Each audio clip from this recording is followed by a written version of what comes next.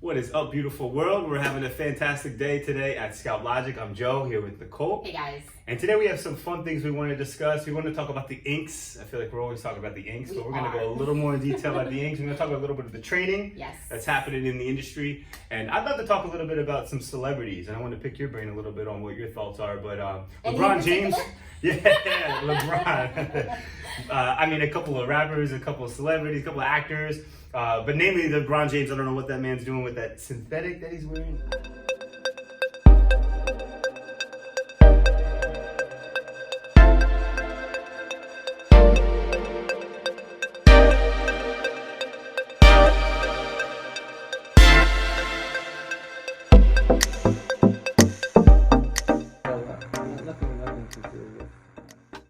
Anyway, let's bring it back. We'll talk about the inks. This is kind of fresh on our mind. Yes, it is. I'll give it to you. I think we have a lot of clients that are looking to get the treatment done, questioning about the ink, as well as trainees that are very, very confused. We get lots of messages, even on the YouTube, people saying, "Wait a second, what do you mean about the inks? What are you using? What's going on?" Seems very confusing for a lot of people. It is, and I think it's almost misleading, I would say, is the word for the inks. 100% is misleading. I'm tired of being diplomatic and saying, "Oh, but it's not cool."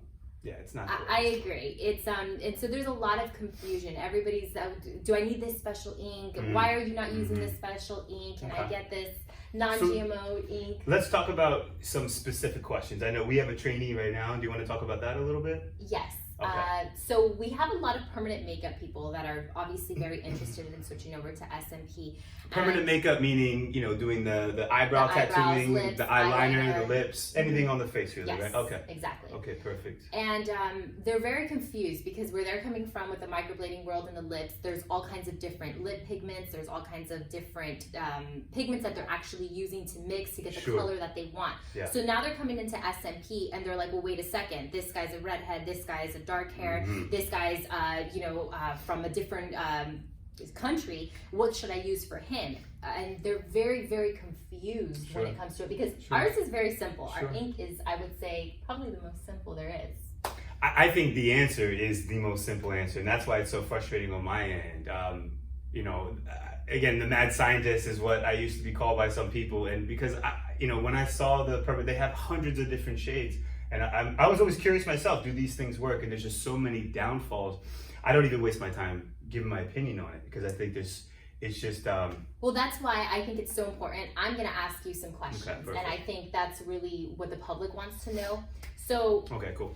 If people are using a specific ink, but they're going extremely deep, will that change color? I see where you're going. Sorry, I just went right in. No, that's perfect. No, this is the information. Okay, so say that one more time. Let's say it. So if somebody is using a specific ink that's not supposed to turn colors. Okay, the best ink. The best so ink. let's bring it to exactly what we're talking about. So SMP, let's say there is 1 or 2 or 3 inks that are the best, right? So we're using the best ink out there. Okay. And we're going what? Super deep. Too deep. Too deep. Yeah. I would say too deep. You're using a 3. Perfect. You're definitely going where there's going to be a shadow around the impression. You're driving home a point. That's perfect. Yeah.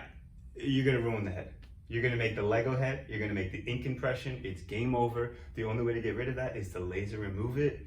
Once you go too deep with the perfect ink, it doesn't matter if there's moon dust in the dark, whatever's in there. Are you sure even if it's a special ink, that's still gonna happen? Even if it's a special ink. The ink's not gonna stop the artist, right? It's all in the hand of the artist, like I've been saying for a long time. So yeah, you can have the best ink out there. You're going too deep, you're going too deep. Okay. It's game over. Yep. Alrighty. So now, what were you using when you first started off in this industry? Yeah, so what was it, 2009, 2010 when I started. Now I private contract for somebody in Florida. Back in those days, there were just a few people. I mean, literally on a hand, you could count that were doing it. And the people that I worked for that taught me originally were using Silverback ink is the name. Okay, and Silverback had a gray wash set. So it's black ink diluted down to a certain degree, and it had X1, X2, X3, X4, and that's what I used. We used Silverback as the base. But you didn't know you were using Silverback. I was lied to. I was lied to. So for the first year, they told me it was their own ink. I think the word was smart inks or something like that is what the word they tried giving it. I knew what it was, and then one day I physically caught, marrying a bottle, just straight out of the bottle into another bottle with their label on it. And that's when I saw the first glimpse into the ink industry in SMP. And yeah, there's more to that story. There's more to that story. So back in those days, we used to take mostly black ink, right? And again, we used Silver Black was the brand, or a gray wash set, or a gray wash base. But right? is that tattoo ink? Tattoo ink. Tattoo ink. Always tattoo ink, yeah. So that's traditional tattoo that people would use for their actual That's correct. bodies. That's correct. Portrait, all kinds of stuff. That's correct. Okay, cool. Just wanted to understand that so that people could hear that. Okay. So while you were using that, what was your, I guess, what was your thoughts on this? I mean, you were seeing it from the beginning. People now, probably 2015, 2014, were starting to come out with SMP. No, well, let me bring that back. So I took, things went, we went our separate ways after a few years. So I was 2.5 years of working in the state of Florida, and then I moved my talents to upstate New York. My talents, I like that. And I started a company with a gentleman. I'm sure anyone in the industry will probably figure out who that guy is. And that's where I showed him what I saw firsthand. Once I showed this gentleman, he had the idea to say, you know what, I can make our own inks and put my label around it, and boom. And that's what started the SMP craze. Which is why I'm always shaking everybody saying, when I hear the new guy on the street saying, hey, I got my own SMP ink, I'm like, my man, I saw it start. I helped it start in some way, right? Like, this is just silliness. So that's the insight I had for all these years. So it's hard for me to look at all these companies. I was telling you a story yesterday. There's a gentleman right now today in 2020 who sells, I don't know, 5 or 6 or 10 different SMP inks. Well, that gentleman actually gave me a phone call. We know each other well, and literally gave me, I like to use dynamic ink, don't I? And I've been promoting that on YouTube for a few years now. And he said it's dynamic manufacturing. What they do is they'll make with a white label. You could put any kind of label you want on it. I just put my business brand on it. White label 1-ounce bottles. And he even told me he'll sell them. All I have to do is put my name on it, and that's it. And I was like, no deal, no thank you. So but this is essentially just because they're upselling it, is really all it is. That's all it is. Great marketing. That's all it is. That's all it is. And I've been asking the perfect questions, in my opinion, for years. Like, tell me the difference between this and tattoo inks. And they'll give you some kind of marketing spiel. It'll hold longer. All this stuff that they can't prove, right? All this because stuff. every person's going to be different, obviously. Everyone's going to be different. And what you and I know is it's all in the hand of the artist at what depth you're going. Of course, it's important to get the right ink, to get a good quality ink, a premium ink, one that's sterile is very important to me. One that a company that's been, and that's what I use. I use reputable companies that have been going on for 10, 15, 20 years. When someone has a good reputation for decades, I tend to trust them. But I would say more than that, your results are really the proof that this method is by far the best method, I would say, because of our healed results. Fair, and of course, bias, I would agree. And that's where I point to everybody. Forget about, I would argue that the needles are the most important factor. It's not the machines, it's not the inks, it's the training over everything. But in that training, you should identify the perfect needle and multiple needle sets is what I always suggest. So. Interesting. So I'm an outsider looking into this entire industry. Obviously, we stay in our own lane. So for me, it's just seeing firsthand our experience with our healed clients and seeing, and then hearing on the other side, many permanent makeup people saying, wait, that just doesn't make sense. That they can't grasp what we're saying. They're like, but that's going to change colors. So there's a training, color theory, whatever they want to call it. And it entails color correction. So a big problem with SMP is if it goes blue or goes green. Yes. And where you and I stand it, that should never ever happen because you're going too deep. These people say, hey, it happens all the time, big deal. What you do is if it's too green, if it's cool, or if it's warm, just refer to the color wheel. Yeah. And I say that is a terrible idea because they're putting ink on top of ink, aren't they? So they're saying, okay, a dot is too green, too blue, it's not our liking, right? Mm-hmm. And they're saying, let's put different ink to kind of make it a different color, right? Yes. Makes no logical sense to me whatsoever. And see, we're not just going off of your experience, but we're going off of obviously our clients and what it is that we see. And you'll see these pictures on Instagram and on the internet, and whatever ink they're using, if they go too deep, it's going to change colors. Right. It's going to be an actual tattoo that changes colors, that actually migrates and looks different in a couple years. For us, I mean, all the time, it's a depth. It's always been about the depth, yes. And I mean, we're just talking about our experience. I keep bringing that back because I think that's so important to highlight is all of our lots and lots of happy clients healed. Okay. So that's the next thing I want to get into. Talk to me, yeah. Now, healed results. When you first started in this, obviously there wasn't that much to go off of, right? Sure. And a lot of people were boasting on, hey, we're going to get this done in one session. But you said something very interesting that I heard you talking about is that they would keep the actual shade for each client.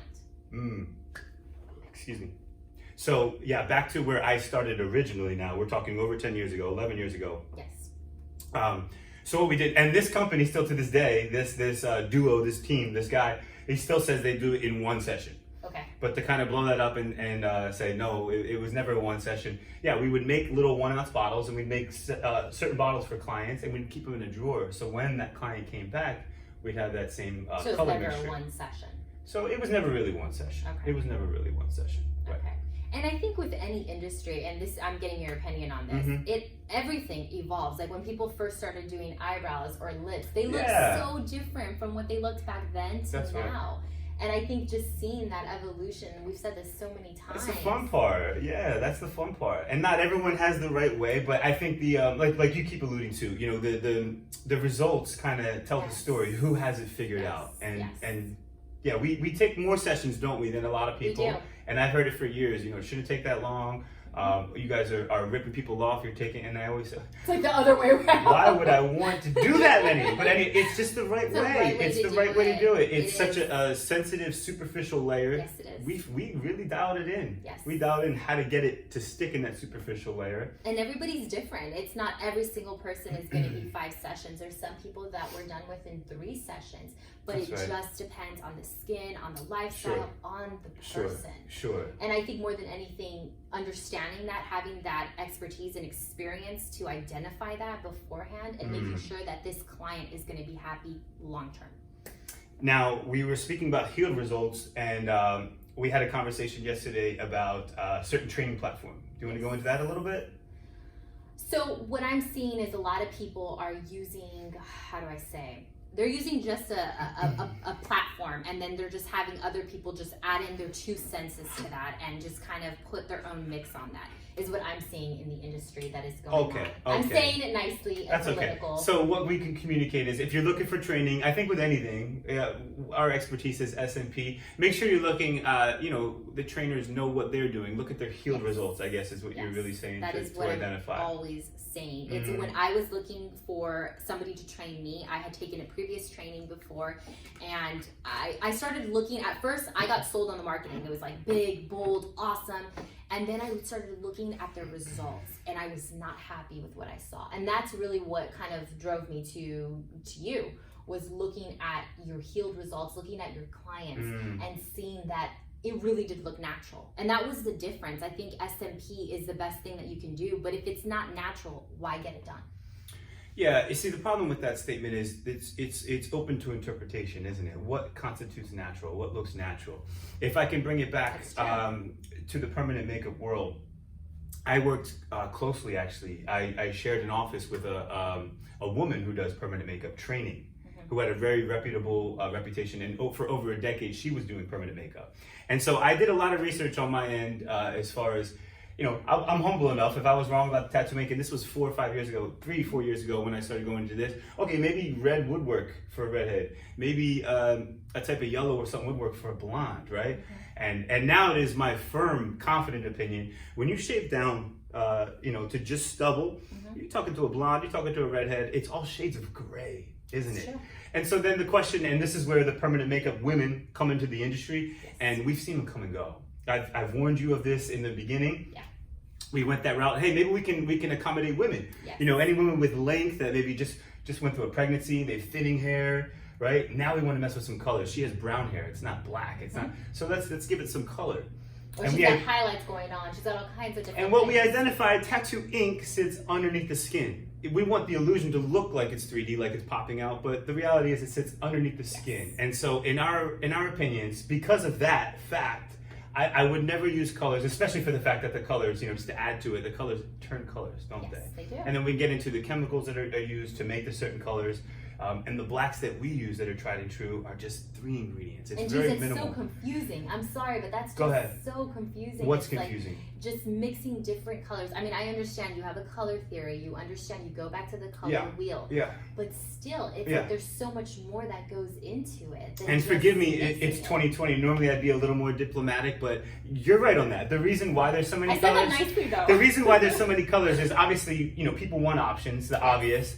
But the other side is a business owner's like, oh, you want options? I'll give you options. And then, we can make money. And that's what it's become. And it's a balance of both, isn't it? But that's where I'm just kind of... I will be honest. Go ahead. As if I didn't know anything about this industry, that would be enticing. That would really make sense in my head. I'm just being real. It would be like, wow. We see it all the time, don't we? That makes sense. This guy has red hair. Why wouldn't I use something to match his actual hair? That was the first client I worked on. Are you serious? I worked on a redhead. So I did old school type of apprenticeship. I washed and waxed cars. I sat and watched. Daniel-san. kind of. Got my bonsai tree. And for 9 months, I didn't touch anyone's real skin. I practiced on fake skin. I practiced on all these things. And then we finally had a redhead gentleman who was coming in for a second session, by the way, and he's one and done. And he had a hair transplant scar. And back in the early days, like I said, I guess we were experimenting. We didn't call it experimenting, but we were mixing colors. So I used the base of gray, and I added a few drops of either brown or red, pertaining to what I think is appropriate. And it was definitely some red drops of ink in that gentleman's skin. Unfortunately, in those days, I didn't have access to the email, the pictures, all that kind of stuff. So it was hard for me to look at someone's result that I did, and then look at them 2 years after, a year after, and study them. I didn't have that insight. I don't have that insight. So I don't think I want to see that result. He literally said to me, he's like, oh, you've never worked on anyone? You've been training? And he literally said the words, I'll pop your cherry. And I remember being a redhead guy with a hair transplant. Can you say that or you're not just kidding? I mean, so that was the first day I finally started tattooing. Wow. Doing on SMP. a redhead, that would be intimidating. Yeah, I didn't do much. I mean, I just did a little bit. I mean, the guy was just really nice, trying to help a kid out, trying to help a young man out. And like I said, you can't mess my head up, man. So, real cool dude. If you're out there, if any chance you remember that, my man, I appreciate you. I really do. Yeah. Oh, I love it. So, that's what's fun. I don't want to knock and just sit here pessimistically and say they're all liars and cheating steals, but we see a lot of it, and it's tough to just take. And it's tough to take when I know the truth is so simple. And we see a lot of people. We get so many emails, and I have it's so a cool many industry. Conversations with permanent makeup women, with people from all kinds of different industries. Yeah. And it's the constant theme. And we're not saying we know it all, but we are saying that we do have, I would say, the home of the healed results. We have proper insight. Yes. And we definitely showcase and we're transparent. I challenge anyone, we're more transparent than anyone else in the industry. Yes, we are. Right? So we have that first. Now, let's get to your favorite subject. Okay. My favorite subject. Your favorite, not your favorite, but close, right? LeBron James. Oh, I was talking about any celebrity out there. You want to pinpoint LeBron? That's you. But okay, you want to point the finger at LeBron? Let's go ahead. Let's go into LeBron. He just throws it on me. So I've been doing this for a while. I've worked for a couple different companies before I started working for myself, and we got an inquiry, about 2020, probably about 6 or 7 years ago. Okay. And it was a picture. We didn't get the guy's face, but it was hand over his face. And I grew up loving basketball. I still love basketball. I know what LeBron James looks like. And the name on the email inquiry was Sonny Pierre. Oh, Maybe I shouldn't say too much on YouTube. Anyway, in our opinion, I don't know how factual this is or not. We had a couple guys that did some recon, and they found out that LeBron James' father allegedly had a bank account and used the alias Sonny Pierre. So they're like, oh my gosh, we got him. So I know 100% he knows about SMP. I did Michael Bibby, who's an awesome man, by the way. And Mike Bibby was, good friends with LeBron, played with him. And I thought for like a month or two, we had LeBron James. Mike was like, hey, LeBron's going to call you. Is that okay? Can I give him your number? I'm like, are you really asking me that? And then he's like, hey, his barber's going to contact you. Get ready. Unfortunately, I don't know. I would love to know what is going on in LeBron's head, but never did do the SMP, did he? He did hair transplant scars. Yes. You could see that in his Miami days. And I'm just, I know what a hair transplant scar looks like. I don't have any insight from his camp. I don't have official word, but he got a hair transplant, at least one, maybe two. So the hair transplants are up here. Mm-hmm. The hair transplants work, you take hair from the donor areas and put them up there. So he got hair transplants, but it doesn't look great. Let me be honest. What are your thoughts as a woman that doesn't study it like I do, like a fanatic? What are your thoughts on the outside? It looks very unnatural, especially the pictures with it kind of coming up. Well, just it almost looks like he has hair pieces going on in there that are coming up at certain games. So as far as I can tell, he's wearing a synthetic, yes. A hair piece, and just right here because he's letting the back kind of be exposed. But I would also say it's like in hair loss, it's like, man, it's like sometimes you're on that path of the hair transplants and you see a little bit of hope and you're just like, I'm gonna keep going. And maybe that's honestly what's happening. I would say. Say that one more time. So when you're on the, like, pretty much the path of hair transplants, you already got 2 hair transplants, and you're like, you see a little bit of progress, you have that little bit of hope, and you're like, why am I going to just switch right now? I'm already kind of married to this, and you keep going. Well, that's one of the. Have we seen that? I'm sorry. How many times have we seen that? That's the downside of the hair transplants, isn't it? There's 2 young rappers, Tyga and Tory Lanez. Tory Lanez is closer to my age, mid-30s, something like that.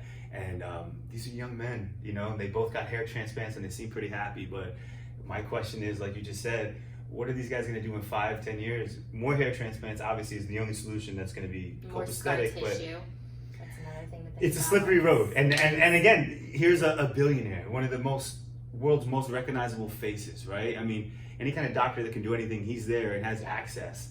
And here he is reaching for a hairpiece, for a synthetic. And like you said, 2020 now, they're in the championship.